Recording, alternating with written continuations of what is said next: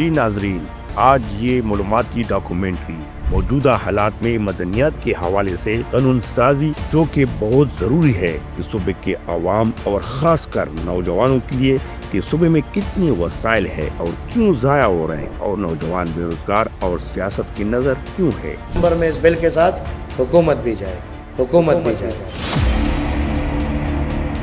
بنیادی نعرہ ہوگا کہ یا ہمیں حق دو یا ہمیں آزادی دو۔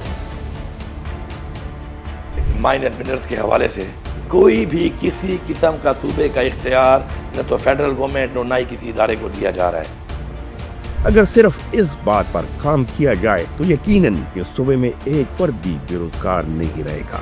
خیبر پختونخوا صرف پہاڑوں، دریاؤں اور تہذیبی تحریک کا علاقہ نہیں بلکہ یہ ایک ایسی سرزمین ہے جو اپنی دامن میں انمول خزانے چھپائے بیٹھے ہیں۔ مدنی وسائل، قیمتی پتھر اور دانتوں کی ایک دنیا جو ابھی تک پوری طرح دریافت نہیں کی گئی۔ ضلع سوات، شانگلہ، کرک، کوہاٹ، مردان، بنیر اور چترال یہ سب خطے مدنی لحاظ سے بے حد مالامال ہے۔ یہاں موجود اہم مدنی وسائل درج ذیل ہے: ماربل، فلورائڈ، کوئلہ، کرومائٹ، جپسم، گولڈ، سلور، چاندی، تانبا، نکل۔ چترال، شانگلہ اور بڑگرام میں ان دھاتوں کی موجودگی ریکارڈ کی گئی ہے۔ ریکارڈ کے مطابق کرک سے گزشتہ 11 ماہ میں 85,43,000 بیرل تیل برآمد کیا گیا۔ سوات میں بہترین زمرد کی 70 ملین کیرات ہے اور مارکیٹ میں 220 کیرات کی قیمت $4,000 سے $6,000 تک ہے۔ اس سال خیبر پختونخوا سے 40 ٹن فلورائڈ برآمد کیا گیا۔ 11 ماہ میں کرک سے 65,000 ملین MCF گیس برآمد کی گئی۔ مہمن میں اس سال 1,935 ٹن نیفرائٹ نکالا گیا۔ ملاکنڈ میں 200 ملین ٹن سوابی، بلاک میں 100 ملین ٹن ماربل ہے۔ مہمن میں 13,60,000 ٹن ماربل برآمد کیا جاتا ہے۔ چترال، جنوبی وزیرستان اور جنوبی پختونخوا میں سالانہ 6,40,000 کلو چلغوزہ پیدا ہوتا ہے جس کی قیمت 18,000 سے 25,000 فی کلو ہے۔ جنوبی پختونخوا ضلع سے اور درہ ادم خیل سے ہر سال 3,50,000 ٹن کوئلہ نکالا جاتا ہے۔ انیر اور مردان میں 2 ارب ٹن ماربل موجود ہے۔ چترال میں 1 ارب ٹن ماربل موجود ہے۔ صرف کورما میں 20 لاکھ ٹن کوئلہ موجود ہے۔ اس کے ساتھ لوہے کی گیس اور اچھا ماربل بھی موجود ہے۔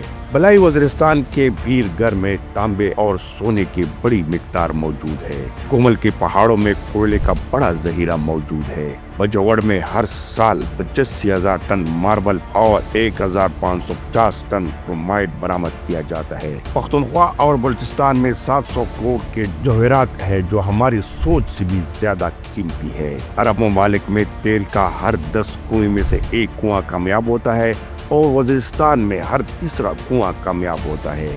میرن شاہ میں اتنا تیل ہے جو پاکستان کی 40 سال کی تمام ضروریات پوری کر سکتا ہے۔ شمالی وزیرستان میں 36,000 ملین ٹن تانبا موجود ہے۔ 1 ٹن تانبے کی قیمت $7,000 ہے۔ تربیلا ڈیم سے 4,000 سے 5,000 میگا واٹ بجلی پیدا ہوتی ہے۔ اس سے 250 بڑی فیکٹریوں میں استعمال کیا جا سکتا ہے اور تربیلا ڈیم سے پختونخوا اربوں ڈالر کما سکتے ہیں۔ اس کے علاوہ بٹنی کی ویلی آئل فیلڈ سے 1,000 سے 3,000 بیرل تیل اور 1 سے 5 ملین ویکپ فٹ گیس برآمد کی جاتی ہے۔ ملاکنڈ کے دریاؤں سے 30,000 میگا واٹ بجلی پیدا کی جا سکتی ہے جس کی قیمت 1 سے 2 روپے فی یونٹ ہوتی ہے۔ وزیرستان میں شیوے سے ہر سال $1.5 ارب مالیت کی گیس نکالی جاتی ہے۔ اس کے علاوہ سیاحت اور جنگلات اور بہت سی دوسری چیزیں اپنی جگہ۔ اب سوچنے کی بات ہے کہ خیبر پختونخوا مدنیات شعبے میں ہزاروں نئی لاکھوں افراد روزگار پیدا کر سکتا ہے اور اس کے ساتھ ساتھ پاکستان کے لیے مدنیات کی برآمد میں اربوں روپے کما سکتا ہے، لیکن بدقسمتی سے اس طرف توجہ بالکل نہیں دی جاتی، جو کہ غیر قانونی مائننگ، ماحولیاتی آلودگی، کمزور حکومتی نگرانی، ٹیکنالوجی کی کمی، تربیت یافتہ ماہرین کی قلت۔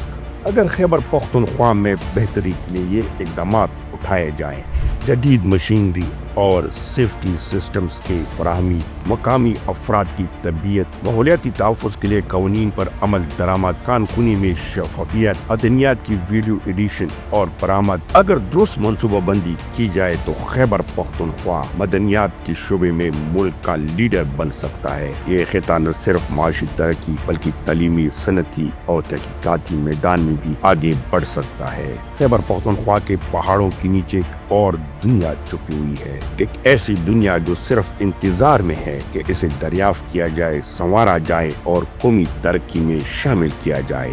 یہ ڈاکومنٹری ایک پیغام ہے، زمین کے نیچے خزانے کو اوپر لانے کا وقت آ چکا ہے۔ اگر آپ لوگوں کو میری یہ ڈاکومنٹری پسند آ گئی تو لائک، شیئر اور کمنٹس لازمی کریں۔